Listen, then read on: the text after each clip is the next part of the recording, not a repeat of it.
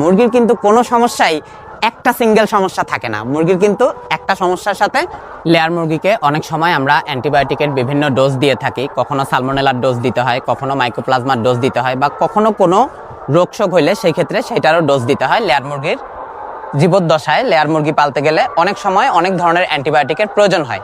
তো আমরা সচরাচর দেখি যে খামারিদের মধ্যে অনেক খামারি যেই ভুলটা করে, সেই ভুলটার মধ্যে অন্যতম একটা প্রধান বৈশিষ্ট্য হচ্ছে ডাক্তার একটা প্রেসক্রিপশন করে দিল, ওই প্রেসক্রিপশনটা total A to Z follow না করা।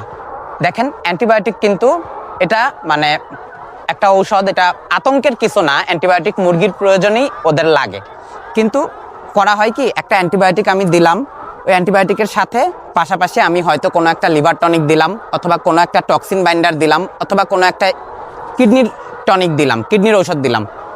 তো অনেক খামারের ক্ষেত্রে আমি দেখা যায় কি যে আমি যখন খামারে গেছি, খামারিকে বলছি যে আচ্ছা এটা একটু সালমোনেলা ইকোলাইর প্রবলেম, এটা একটু হচ্ছে এন্টেরাইটিসের প্রবলেম, এরকম আমি বলে দিছি।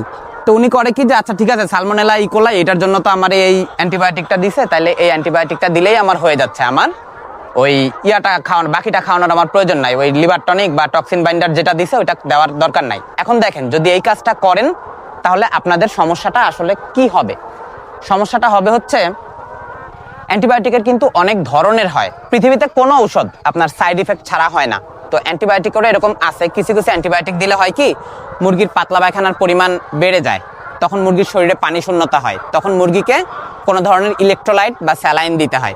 কিছু কিছু অ্যান্টিবায়োটিক দিলে মুরগির লিভারে বেশি চাপ পড়ে, তখন মুরগির পাশাপাশি একটা লিভার টনিক রাখতে হয়।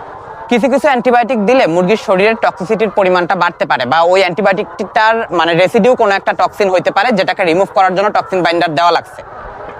এই জন্য হয় কি, মুরগির আপনি শুধু অ্যান্টিবায়োটিকটা দিলেন, এতে হবে কি, ওই মুরগির যে সাইড ইফেক্ট ছিল, মুরগির ওই অ্যান্টিবায়োটিকটায় মনে করেন মুরগির সাইড ইফেক্ট হচ্ছে কি লিভারে প্রবলেম হবে, লিভারটা একটু চাপ হবে। তাহলে হবে কি, অ্যান্টিবায়োটিকে মুরগিটা কিছুটা ভালো হইলো, কিন্তু তার লিভারটা ক্ষতিগ্রস্ত হইলো। লিভারটা ক্ষতিগ্রস্ত হওয়ার পরে হবে কি, কিছুদিন পরে আপনার ডোজ হইলো, ডোজ শেষ করে ফেলছেন, 4 দিন 5 দিন যে কয়দিন বলছে আপনি শুধু অ্যান্টিবায়োটিকটা খাওয়াইছেন, লিভার টনিকটা দেন নাই, মুরগিটা সুস্থ হয়েছে।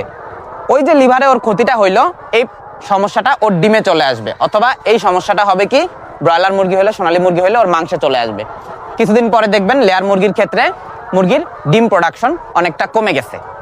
এবার আবার আরেকটা অ্যান্টিবায়োটিক দিলাম আমি, ধরেন মুরগিরই প্রয়োজনে দিলাম, শুধু শুধু তো আর দেই নাই। ওই অ্যান্টিবায়োটিকটার সাথে কি করছি আমি, বা আপনার যে ডিভিএম ভেটেরিনারি ডাক্তার দেখছেন, উনি হচ্ছে একটা ইলেকট্রোলাইট বা একটা স্যালাইন দিছে।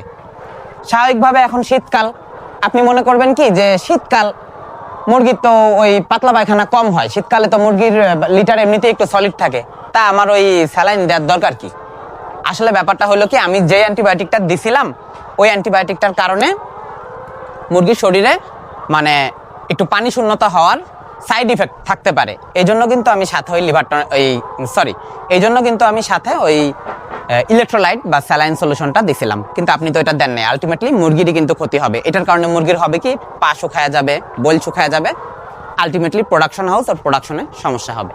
কাজেই আমাদেরকে সবসময় করতে হবে কি, ডাক্তার একটা প্রেসক্রিপশন যখন দেয়, আপনার যে ট্রাস্টেড ডাক্তার বা অভিজ্ঞ যে ভেটেরিনারি ডাক্তারকে দিয়ে দেখান, উনি যখন একটা প্রেসক্রিপশন আপনাকে করে দিচ্ছে, ওই প্রেসক্রিপশনে শুধুমাত্র আপনার মূল সমস্যা কি, আপনারা উদ্গ্রীব হয়ে থাকেন যে ডাক্তার আমাকে এটা বলেন যে মুরগিটার সমস্যাটা কি, মেন সমস্যা আমি বললাম যে আপনার মুরগিটার সালমোনেলার সমস্যা হয়েছে, মুরগিটার ইকোলাই সমস্যা হয়েছে। মুরগির কিন্তু কোনো সমস্যাই একটা সিঙ্গেল সমস্যা থাকে না, মুরগির কিন্তু একটা সমস্যার সাথে সাইডে অন্য সমস্যা থাকে।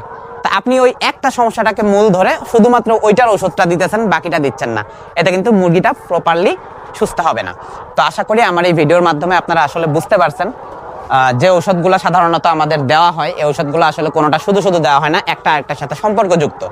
মুরগির যখন সবচেয়ে গুরুত্বপূর্ণ বিষয় দেখেন, কিছু কিছু অ্যান্টিবায়োটিক এরকম আছে, ভাই আগেই বলে নেই, কেউ আমাকে জিজ্ঞেস করেন না যে তাহলে কোন অ্যান্টিবায়োটিক, এখন অনেকেই এই ভিডিওতে কমেন্ট করবেন কোন অ্যান্টিবায়োটিকের সাথে হচ্ছে আমি কখন হচ্ছে লিভার টনিক দিব, কোন অ্যান্টিবায়োটিকের সাথে কখন আমি কিডনির ওষুধ দিব, কোনটার সাথে আমি কখন হচ্ছে ইলেকট্রোলাইট দিব। এরকম না, ধরেন একই গ্রুপের অ্যান্টিবায়োটিক, ওইটার সঙ্গে কখনো আমার প্রেসক্রিপশনে ওইটার সঙ্গে আমি কিডনির ওষুধ দিব, কখনো প্রেসক্রিপশনে ওইটার সঙ্গে লিভারের ওষুধ দিব, কখনো প্রেসক্রিপশনে লিভার কিডনি টক্সিন তিনোটা একসাথে দিলাম ওই অ্যান্টিবায়োটিকের সাথে। তো এটা আসলে মুরগি দেখে অবস্থা বুঝে বলতে হয়। তো আমার এই ভিডিওটার আজকের মূল মুদ্রা কথা ছিল এটা, ডাক্তার যেটা প্রেসক্রিপশন করে দেয়, সাথে আনুষঙ্গিক যে ওষুধগুলো আছে অ্যান্টিবায়োটিকের পাশাপাশি সবগুলো ওষুধেরই আপনারা প্রপার মানে প্রেসক্রিপশনটা ফলো করে ডোজটা মেনটেন করবেন।